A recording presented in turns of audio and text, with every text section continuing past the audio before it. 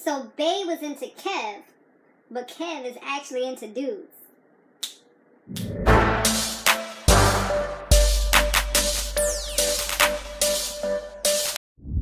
Hey, what's up? What's going on, everybody? You have now tuned in to my Black Ink Crew recap. Guys, make sure you subscribe if you haven't done so.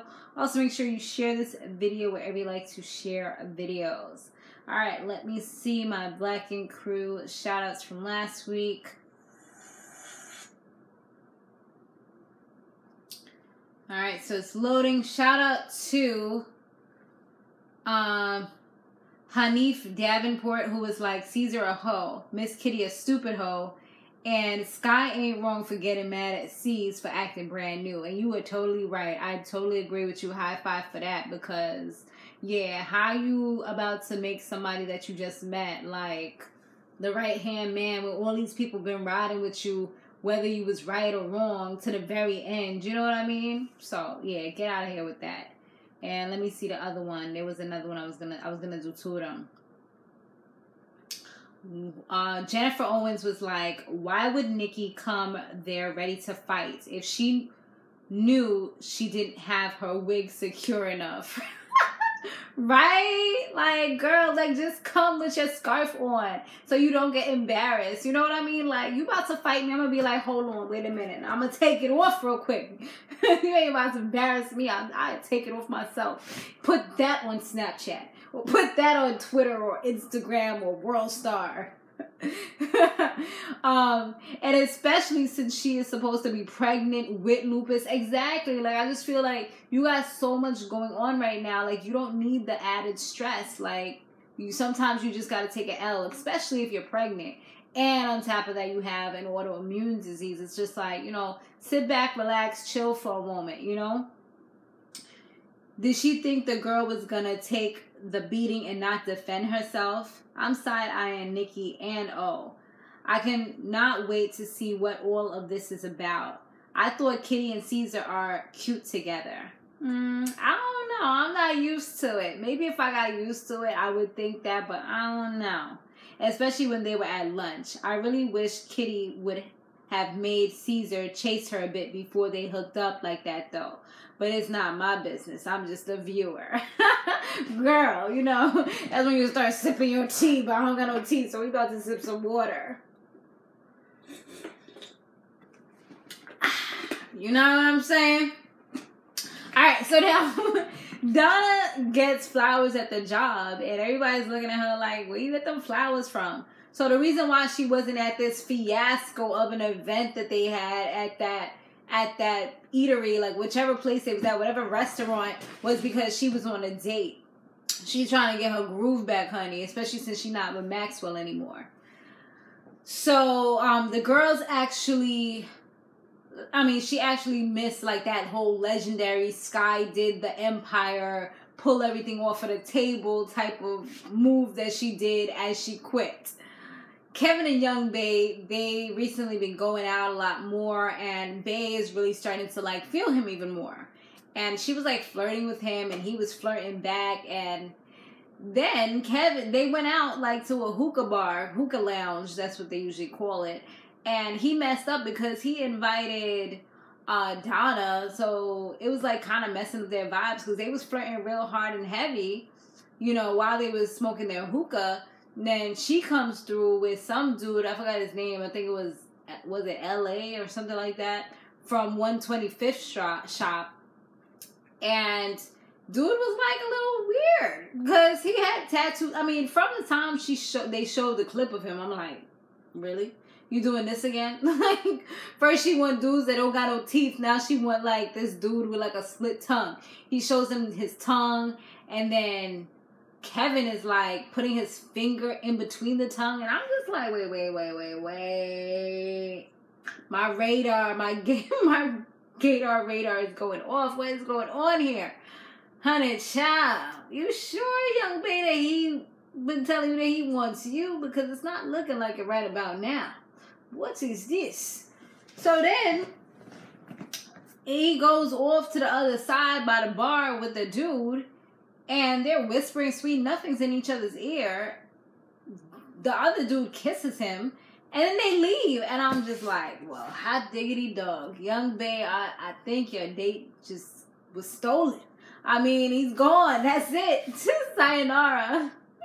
So Kitty, she speaks to Cesar, and she's embarrassed because she feels like he's doing Skye's friend, but he doesn't want to admit it, because if he admits it, she can go off on him. But if he doesn't admit it, that means that he's a liar. So it's like, damn, I'm caught between a rock and a hard place. It's like, what to do? And just by him saying that kind of shows that he probably did lie to Dutchess on several occasions, just because it's like, if I admit it, she's going to go off of me. She's going to kill me. She's probably going to try to hurt me. But if I deny it, I'm a liar.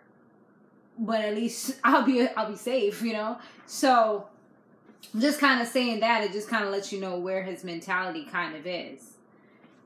And she also feels like Skye disrespected her when she was talking. And now, by her saying all these things, like, he's starting to see, like, similarities between her and the way Dutchess was, and how Dutchess used to kind of talk about everybody and say, like, they was bad for him and this and that, and just kind of try to separate him from the people that were his friends. So he's starting to see that he creates monsters when he starts doing his employees. Young Bae and Donna tell Walter what happened the other night at the hookah bar or hookah lounge, and he was just laughing his behind off, and he's just like, wow, that's crazy.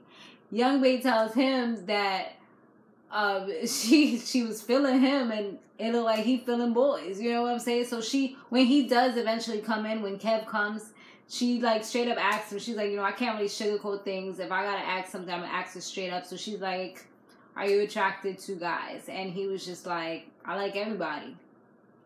I was like, uh-oh. I mean, he said that he's attracted to females and he's also attracted to males. When he was going to do Donna's tattoo, she kind of went into it a little bit more with him.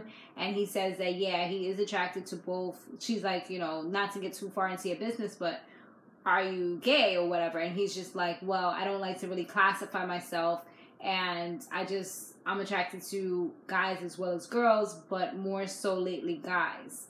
And, I mean, I totally understand, you know, what he's trying to say. Once you classify yourself, and he did mention, like, it's going to be, the gay tattoo artist. It's no longer, they're thinking about the son or the father or the brother. It's just gay after, and then everything else comes after. It's just kind of like being black. It's like you're black, and then everything else comes after. The black artist, the black philanthropist, the black, you know, it's always black. Like, why can't I just be an amazing person? You know what I'm saying? So, and I remember when I went to when I went to the strip club, like, some dude is like, oh, are you gay? I'm like, you know what? I just love everybody. Like, at the end of the day, I don't have to prove anything to you, and I don't care what you think about me or, you know, what you think I should be doing or should not be doing, because I'm the one that's putting my dollars out there, you know, even though I only be using like $5 and I make it last, honey. I mean, at the end of the day, it's my business what I do, and if I do what I do, you know, let me do what I do. Does that make sense? I think it does. So yeah, I get what he was saying when he was trying to, like, you know, just kind of say what he is or what he's not. So Melody, she meets up with Dutchess, and she kind of fills Dutchess in on what's been going down, how Kitty is just kind of trying to get herself in good graces with Cesar, and how they're doing whatever they're doing. And Dutchess is just like, you know, she's a snake because she tried to make believe she was her friend. And then she also says how Skye's friend Allison was you know, dating him or seeing him too. And she's just like, wow, like, Skye's a pimp now, and Skye was supposed to be her friend. Like, I don't know how you're not with him anymore. Why are you so angry about it? You know, and she's just like, she starts talking about Skye and talking about the other girl, but she mainly was talking about Skye and how Skye's mother doesn't even call her and this and that, and how Skye gave away her kids. Like, what does that have to do with anything? And I know that if they have a reunion episode and Skye sees that particular part, there will be some words going across. You know what I mean? Because she's real sensitive about that. And for her to make a mockery out of that, I feel like it was kind of like a really super low blow. And this was like something completely different. Like nothing had anything to do with the other, you know? I mean, yes, like she's your friend, whatever, but that doesn't mean if her friend, her real friend that she's probably known for years, wants to talk to him now that he's single, then why not? I mean, but then again, she has kind of said some things about Dutchess in the commentary. She has said like, oh, Dutchess was whack, or, you know, now he's upgraded to better things. She has said some little shady stuff as well. So I guess none is better than the other, but still, like, putting somebody's kids into it is kind of messed up.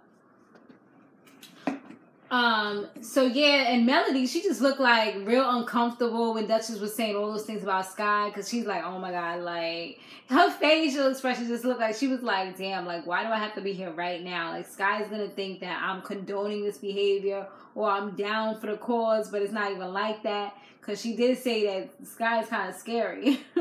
I mean, the thing that's scary about Skye is that when she doesn't think, she really doesn't think. It's like her brain and all rationale goes out the window. But she seems like she could be a good person, but it's like once she lets her emotions get the best of her, she kind of loses it. So Dutchess, she claims that she's now in a better place, but it's like, girl, we can't even see the better place because all of that shade is just kind of covering us from being able to see anything. I mean, it just kind of looks like you're bitter right now, and you trying to like put people down because of that. If you was in such a bigger and better place, you wouldn't really care that much. Or at least that's what I think. So I feel like Richard, he kind of knows something about Nakia. I feel like, because he's made a statement when he was going to meet up with Donna and Walter in the little kitty place or whatever. He made a statement like, oh, if she had a kid, that's just for me to know, and they need to just stop digging if they're my real friends. So I kind of feel like he knows something, but he just doesn't want to talk about it. I mean, at the end of the day, it is his business, and she probably did tell him if she's an honest person. And on top of that, like, it could be some kind of legal issues. Maybe she gave up her kid for adoption, and it was supposed to be something silent. Like, you can get sued for things like that. So it could be so many reasons why she can't really, like, talk about it, or maybe doesn't feel comfortable or doesn't want to talk about it. Like, just because you're on a reality show doesn't mean everybody has to know every single piece of your life. They do have to know a good portion of it because you did sign up for this, so you have to be aware that things are going to come out. So, I mean, it's kind of like a catch-22 in a sense. It's like you don't have to put out everything out there, but you can't be mad if it possibly does because you signed up for this. So now that Skye has more time on her hands, she's creating like a Kegel coochie, get your kitty cat tight, kitty cat coochie clench type of video, pretty much getting the coochie tight and right. And doing these weird moves, it just looks like it was a parody of something, or like a fitness video gone haywire. Like, it was funny. And I was just like, I would only buy this to get like a good laugh. I couldn't see myself trying to imitate her moves. Like, it's just not happening, you know? So Dutchess, she's doing like this big like conference for women, like women doing it big. I think it was out in Harlem. I feel like I heard about it either on Instagram or somewhere. But yeah, she's doing that, and she actually invites Tiffany, who she initially didn't like because she felt like Tiffany was cute, and I guess she felt like a little threatened by her. Now all of a sudden she buddy up with her because that's the only person that is like kind of like on the show and kind of anti Cesar and them. Like, Melody still works at the shop, so I guess that's why she didn't pick Melody. She picks her. So yeah, she picks her, and they kind of just talk about Skye, and she talks about how she had to put Skye in check and talk about her kids. And now Dutchess has like this newfound respect for her because she checked her and talked about her kids. Like, y'all both scumbags if you feel like that's something that you should do to anybody. I mean, obviously she shed real tears. Like, it wasn't like she just talked about it and that was it, or, you know, she actually shared this part of her life with the world, and you could tell that she was vulnerable and just like heartbroken every time she spoke about it. It's like, you know, just, I don't know, it's just like messed up because I feel like they're just doing it because that's the only thing that kind of gets to her. So that's what they're going to try to dig and try to get, because nothing else really will affect her or phase her, you know? So it's like, damn, what can I say? This is the only thing that I can say. That's like the mob and stuff like that, like how they'll try to kill your family because they know that that's something close to you. That's why a lot of times in those types of movies that you watch, they be like, you know, you can't really be around your family and stuff like that. You kind of have to be like a loner. So Cesar finally talks to Skye, and she shows him like how mad she was that this chick pretty much like just came out of nowhere and was trying to act like she was bossing and taking over stuff and putting demands down there. And like, who is she when we've been here for all these years? So he apologizes to her, and he puts something in her head, says, just imagine this. Imagine ATL and you as a general manager, like just kind of running everything. So she's liking the sound of that, you know, just kind of moving up in life, and they also would be expanding, making more money. So I think he just wants to do it better than Dutchess, especially now. Like, I feel like that's his life goal, is just to do better than her. He wants to be the biggest and the best. Maybe it's his ego or something. So Dutchess is trying to catch up to Cesar and move on. She's at a party with Tiffany, and I forgot the name of the NBA guy. I didn't really write it down, but he's been feeling her. He's been trying to pursue her, but she said that she's been like taking it chill because she wasn't sure if she was going to get back with Cesar or not. But now it's kind of evident that it's most likely not going to happen because he's pretty much moved on. So she got to do what she got to do. So she having fun. She's flirting. She's kissing. She's touching and grinding up her backside on him, like doing her little moves and stuff, you know, up in the club. And yeah, she's just ready to like move on to the next level, I guess. She said that's the most fun she's had in a long time. Just like how he said that was the most fun he had when he was with Tattoo Baby, oddly enough. So it's like, I don't know if they're just saying that just to say it, or if they actually are having more fun living separate lives, then maybe it's best that they're not together. I mean, they did seem, I feel like they kind of like, they were both in the same industry. They both were used to each other. But I'm not necessarily sure if they were good for each other. I mean, they did definitely seem like they grew a lot stronger over the course that we've seen them together. So Richard, he was doing a tattoo for some girl. Looked like he was about to do words. I was like, please don't mess up these words again like you did the last time. So he's doing some kind of calligraphy there. And he gets a text message. This is why they don't be wanting people to text at work or have your phones out at work a lot of times, because of instances like this. It just makes you lose your mind. I mean, he got a text saying, I'm going to the hospital, and it was from Nakaya. That's all he had to see. Like, it was no, I'm talking to my manager. Like, I'm going to text my manager, tell them I'm leaving. He didn't even tell Walter. And who else was there? I forgot who else was there. But he didn't even tell them what was going down. He just pretty much was like, you know, I'm sorry. I got to leave. The girl noticed that something wasn't right with him. She's like, is everything okay? He's like, no, I'm sorry, but I got to leave. He tells Donna was there. He tells Donna to finish up that tattoo. I'm like, oh, my gosh. You telling Donna? Like, I mean, I know Donna got better, but is she going to do the same quality of work that you would have done? I mean, if I was a tattoo artist, I mean, the person getting tattooed, I'd probably just wait till he come back and do it another day, you know? But, yeah, he ends up leaving, and he's on his way to the hospital. And that's pretty much where it ended off, with him on his way to the hospital. You know, leave you with that little cliffhanger. So we're not really sure. Like, it could be something with the baby. It could be something with her lupus. I mean, I don't know how many days really passed between the fight and her actually going into the hospital. But it could be something related to, like, stress and things like that. Because stress does cause your lupus to flare up, from what I read. So, yeah, guys. Thanks for watching. Let me know what you thought about this episode down below. Be sure to stay fabulous, live free, and soar limitless. I'll see you in the next one. Later.